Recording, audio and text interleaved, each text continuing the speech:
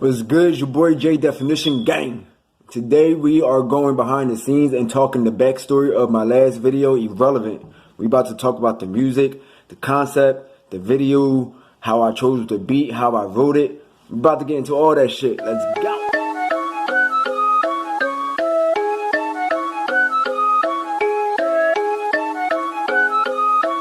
Tyler on the track. I'm over at my sister's crib and I'm looking for beats for my new project, and I was just waiting for something to catch my attention. So I came across this one beat, and as soon as I heard, I was like, I got right to this. This is a hit already. Like, it was just a vibe. It was a bop already from the gate. The way I jumped into it, as far as pushing my pen, when I heard the beat, it was like, the first thing that came to my mind already was a hook, and it was like, these niggas talking not they job, but they irrelevant. And I just kept saying it over and over in my head. These niggas talking not they job, but they irrelevant. And that's all I really had. I didn't have the whole wrist looking like the best money that I ever spent. I didn't have all that. All I had was these niggas talking not they job, but they irrelevant. So I just felt like, going off that, I felt like the song was really aggressive and really like edgy and really like bold and shit. So the way I went about it was like, I just kind of wanted to be cocky or whatever. I just figured, like, who is Jdefinition as an artist? So it's kind of like I started rapping myself as an artist around the song and around the beat, and I was just like, what would Jdefinition say compared to what would Justin say? And he started writing like, I'm dripping, designer, got ice all on my body. I'm major, you're minor, cause ballin' is a hobby. I'm too lit, on fire, elevate, take you higher. I wake up, I'm wired, rest easy. Drippin', designer, got ice all on my body. I'm major, you're minor, cause ballin' is a hobby. I'm too lit, on fire, elevate, take you higher. I wake up, I'm wired, rest easy. So it's like, the way I started writing in the beginning stages of writing Irrelevant and how I was just talking shit, it was like, okay, it makes sense. Like, and that's what it's about. Like, things that are irrelevant to you is because you grow out of giving a fuck about it. Like, giving a fuck about people talking shit and rumors and gossips and all the negative stuff that people have to say about you. When you learn to not care about no more, that's when it becomes irrelevant. And then that's when you become into a mind state that, you know, you could be cocky, you could talk your shit because you don't really care about what anybody has to say about you. All right. I'm dripping, designer, got ice all on my body. I'm major, you're minor, cause ballin' is a hobby. I'm too lit, on fire, elevate, take you higher. I wake up, I'm wired, rest easy. Working with a producer, you got to make sure that you're comfortable. You got to make sure that, you know, it's kind of like a safe area that you can just be yourself and you could just be the artist that you want to be and not portray to be somebody that you're not. You feel me? So with him, it's just our vibe was just, it just clicked or whatever. Like, I bounced ideas to him and he bounced ideas to me. And like, I would hear something in my head and he'll add it and then he'll add some other shit. And I'm like, yo, I didn't say that, but that's fucking tough. So it was just the vibe, like, and I knew like he was gonna bring out the aggression and the intensity of Irrelevant. So we recording Irrelevant and shit, and to be funny, the beat doesn't even go like that. He actually made the beat go in and out and broke that shit down like, I'm killing dum dum dum dum dum. Like, he's fucking phenomenal. He's like a beast ass fucking producer. I'm about to roll up, your girl a freaking super soaker. Super soaker. Bust it down and turn her over. I fucking told you. I'm killing shit and must be Hey.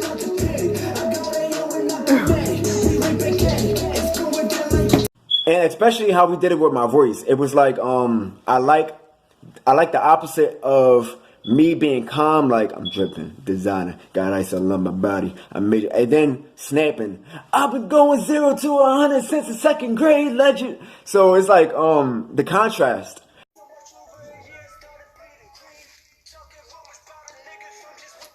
These niggas, wrist looking. These niggas, wrist looking. Recording Irrelevant, and it was just like a whole vibe in the room. Like, it was just a whole fucking vibe. Like, I would never forget that day. And it's like, as soon as I recorded Irrelevant, I knew in my head, like, this is my fucking hit. And we talked about it. We just talked about how a video would be and what I want to do with the single and shit. And he really believed in it. And the reason why he believed in it is because he made me believe in it. And he brought out the best in my voice. And that's why it was believable to him. Hey, hey, hey.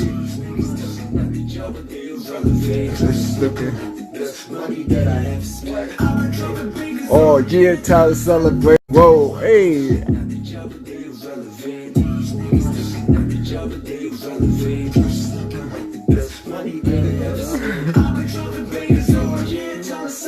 So picking the song that I wanted to release first, that was pretty hard because I was really stuck on one that we have recorded together called Rumors, and that's actually one of the songs that I'm about to shoot a video to this weekend. It was really hard between Rumors and Irrelevant because both songs was so good, but I was just thinking like, all right, if this is going to be my first single as an artist, as me introducing myself to the world as Jdefinition, what song is best going to describe you as an artist? And I just felt like Irrelevant was, because it's the whole dedication to Philly nigga in this bitch, I'm with the winning team, made so much over a year, started bleeding green, talk about Eagles and shit. Like everything in the song is so aggressive and it's so real and it's so Philly, and I feel like I want to represent Philly in the best light possible. And in Philly, we just grimy, we just raw, we uncut. So all of that all played a big role in picking the song that I wanted to use for my first single.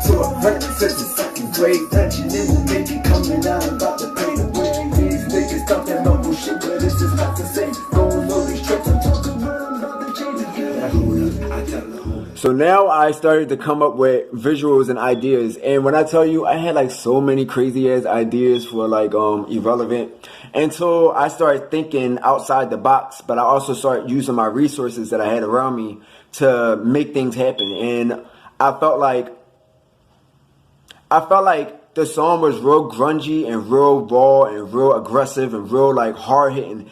And I kind of go back to Beyonce's video Flawless. So I watched Beyonce's video Flawless and I'm like, what if somebody created a boy or a male version of Flawless? Because like the aggression behind Flawless was so intense and it was so dope. So I'm like, yo, this would be tough as shit. So I'm thinking about places and locations and shit. And I'm like, why don't just use the Fright Factory? So as soon as I thought about that, I automatically knew how I wanted the whole video. And the rest was like literally history. Like I already knew how I wanted it to be set up. I knew how I wanted people to dress. I knew where I wanted to shoot. I remember one of my owners from the Fright Factory, he gave me a tour before I shot the video. And he was like showing me all these locations where I can shoot. But I already had it in my head where I wanted to shoot. And I was very specific on it. Justin got us in this goddamn haunted house for his video shoot. This joint scary as crap. So the videographer that I use, Lanice, she is phenomenal. She has worked with a lot of artists that I know of. One of my favorite artists is Amatic that she works with. And she just captures the best thing about you. Time on the track. Boy. I'm dripping, designing, got ice on my body. I'm in your mind, they ballin' is a hobby. I'm too lit on fire, elevate to get higher. I wake up, I'm wide, rest easy, get tired. Doing 0 to 100 since the second grade. That you didn't make it coming out about the pay the way. These niggas out there on shit, but this is not the same. I don't know these tracks, I took the word about the I knew that me working with her, it wasn't really going to be no issues, and it wasn't really going to be no like agree to disagree type of situations. I felt comfortable with shooting with her, and I just knew that she was going to get the job done the way that I wanted it. But I didn't know that she was going to go like over and beyond. Like when I watched the video back, I was just like, nigga in this bitch, I'm with the winning team. Made so much over a year, started bleeding green. Talking rumors about a nigga from just what they seen. These niggas talking out the job. so nervous. I was like, what if nobody comes to the video shoot? What if nobody likes the song? What if this? And I just kept thinking the worst. But you know, once Lanice came and, you know, me and her talked, and she was just like, listen, it happens all the time to artists. You know, sometimes people ask people to come through videos and nobody shows up, or people don't come through or whatever. So it happens to the best of artists. So that kind of calmed me down a little bit.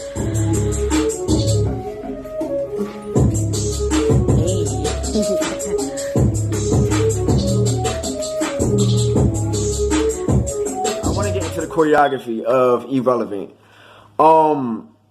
It wasn't a lot of choreography, but I wanted it to be really, I don't know what's the word.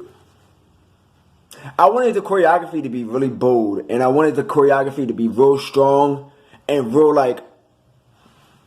like intense. That's the word I'm looking for, intense. So it's crazy because I came up with the choreography about 2 days before I shot the video, and I had went to my old dance teacher, Melissa, and I had taught it to her dance group, and I was teaching it, but then I started to freestyle some of the choreography while I was teaching it, and I'm like sitting back like, yo, this is about to be crazy. I'm too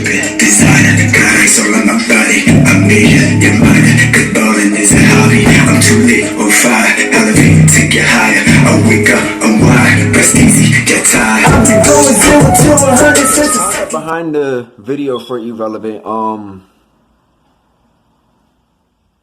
it's not really a huge concept, but it's supposed to be like an underground rave.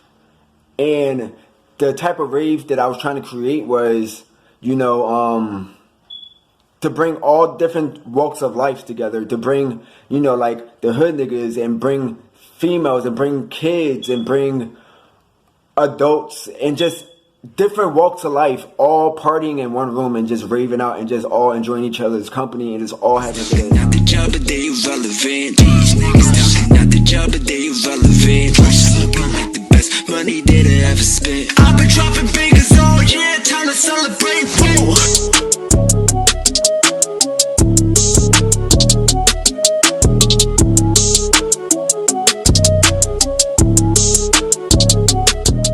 Irrelevant, it makes you feel empowered. It just makes you feel strong and bold and confident and fearless. And I think that's another reason why I wanted that to be my first single, because as far as me being Justin, it's like I hold back a lot, and I might be shy, I might be timid, but you know, I got to create this artist, Jdefinition, that was bold. He didn't give a fuck.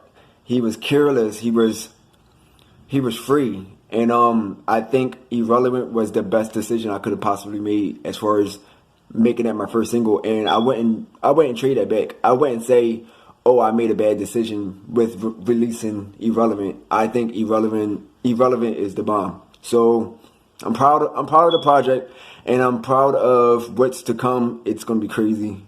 It's gonna be crazy. So just stay tuned, y'all. It's Jdefinition.